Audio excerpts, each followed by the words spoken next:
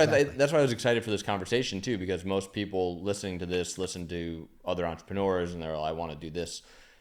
The people in my organization, and we're much smaller than the organizations you were part of, that are in the C level of the company. Like one of the guys was in sales and he was doing a great job in sales, making a lot of money, and then saw that customers weren't getting the best experience, got his hands dirty, took a huge pay cut, fixed all that, built that organization.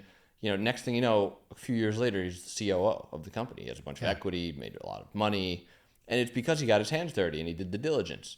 Our president was, finance guy, M&A guy, then got his hands dirty in marketing, puts in the hours, learns, tries hard. And these are the people that when I think of a problem, I think of these are the guys to solve it. And I think that happens at large organizations as well. Sure. It's probably more challenging because you have to navigate more people and more layers, but you can still shine. I think there's a good opportunity to shine in the corporate world. Absolutely. And here's the way, for what it's worth, this is the path I was on.